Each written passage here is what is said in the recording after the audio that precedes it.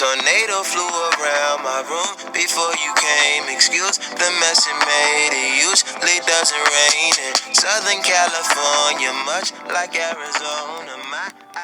Hello and welcome to part 2 of our top 10 FCAT topics.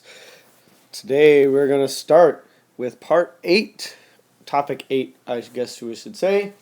Before we do that, let's give you guys another clue.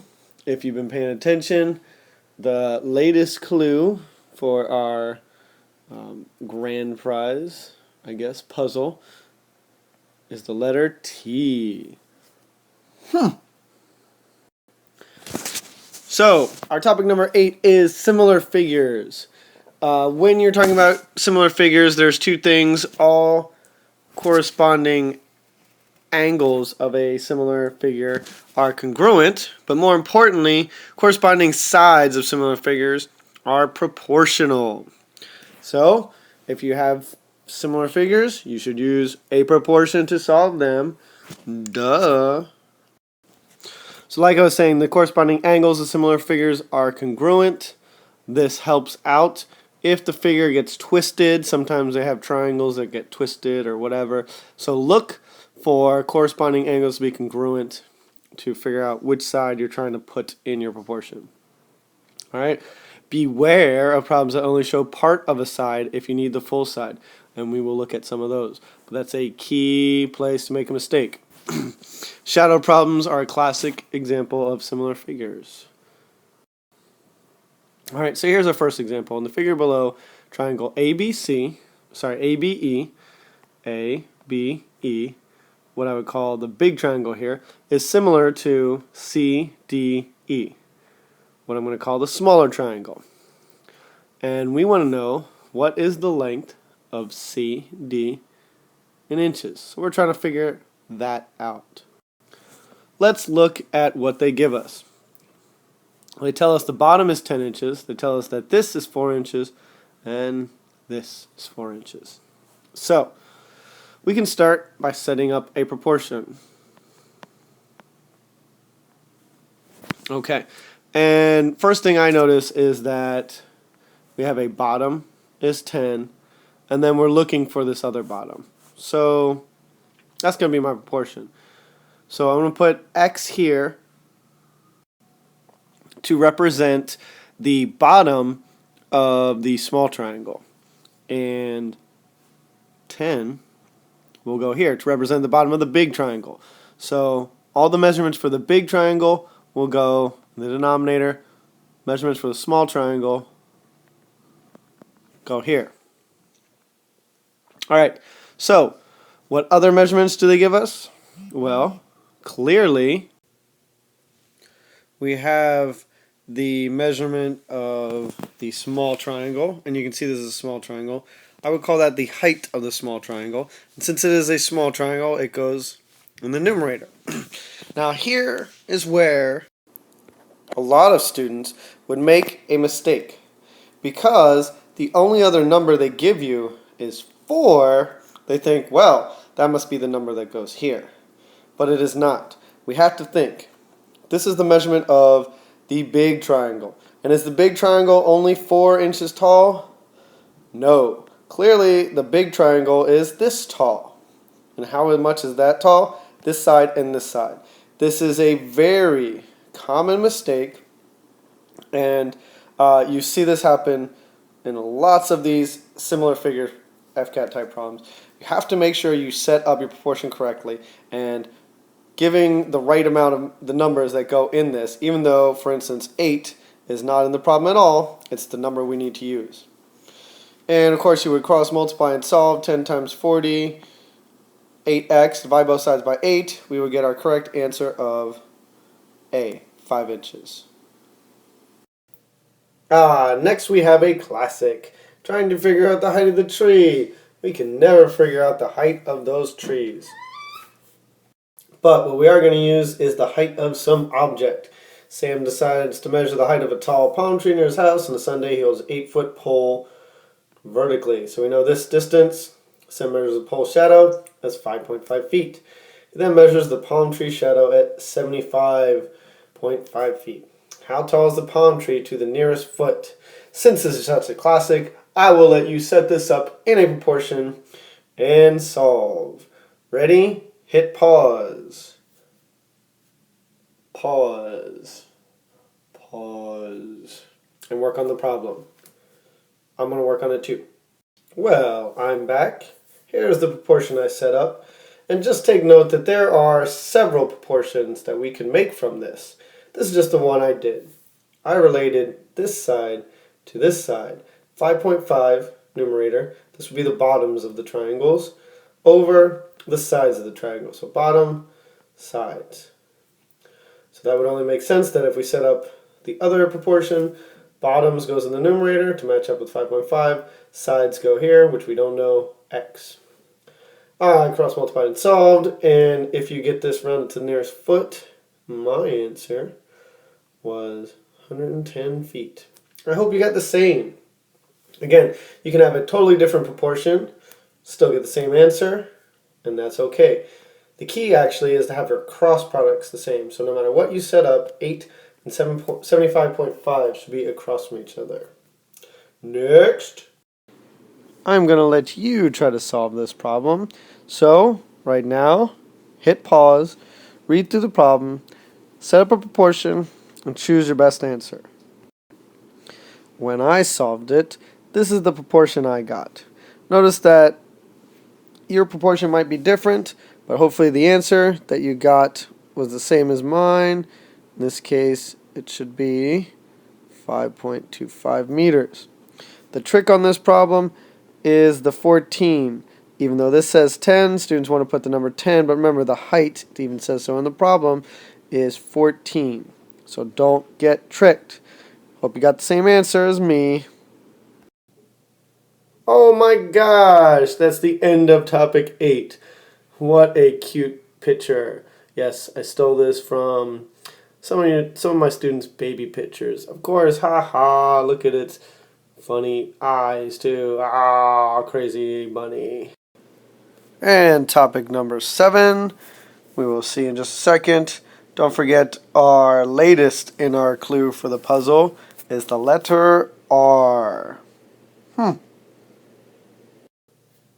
Moving on, topic number 7 is slope, x and y intercept. Very important topic. Slope, as most of you guys know, is the measure of a line's rise divided by its run, or rise over run. It can be found by subtracting the change in y divided by the subtraction of the x's, which in my class we call the picnic table equation. So slope is one part of a line, the second part is the y-intercept. Y-intercept is where a line crosses the y-axis. It is called b in the equation y equals mx plus b. Not really, but you can say for begin, where the line begins, or where x equals 0. Now the x-intercept is where the line crosses the x-axis, or where y equals 0.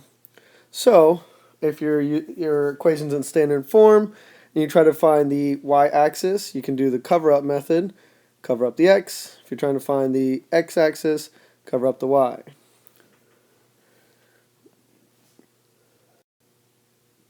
Okay, so that's what's important. What kind of problems would we see? Tina and Anthony start a dog walking business. The plotted values on the graph below show how profits increase as the number of dogs they walk increases. So as you can see, this line is moving up. That is a positive slope. That means that profits are going up as the number of dogs are walking are going up. And the question asks, what does the x-intercept of the line represent? Good question. Well, first, might be a good idea to find where that x-intercept is. X-intercept is where a line crosses the x-axis, right here. Okay, notice that right there, they have walked 4 dogs, but their profit is 0. Okay, so what does the x represent on the x-intercept of the line represent? They must walk 4 dogs per day. Well, it tells you that 4 is part of the answer, but I don't know that I necessarily agree with that. B, they break even if they walk 4 dogs. Well, break even means making exactly the same amount of income as cost. So of course the profit to breaking even would be 0, 0. So B looks like the possible answer. Each dog walk earns $4. I would not agree with that because as each dog walk goes up, the amount of money they make is $5 in profit. And so C is not right. D, they earn no money for the fourth dog walked. That is not correct. That just means that, well, B is our best answer. Okay? Hopefully you got a similar answer or you agree with what I said. Moving on. Serena conducts an experiment to determine the height of a candle as it burns. Data she collects is shown in the table below. What does the slope of this data represent? So to find our slope, the way this is set up, these will be our x values and these are our y.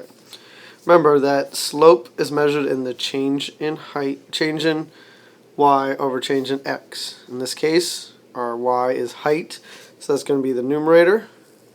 I'm going to make that 12 from here, and I'm going to subtract it from another y, so 12 minus 10.5. And the corresponding x that goes with 12 is 1. Corresponding x that goes with 10.5 is 2. And we subtract. Like we said, we call this the picnic table equation, where the x's are on bottom, y is on top. Alright, and then we just simply subtract. So 12 minus 10.5 gives us 1.5. And 1 minus 2 is negative 1. Alright, so that should help us answer the question. So choice A, slope represents that the candle height decreases by 1 inch each 1.5 hours. Okay, well, what were we talking about when we did the 12 and 10.5?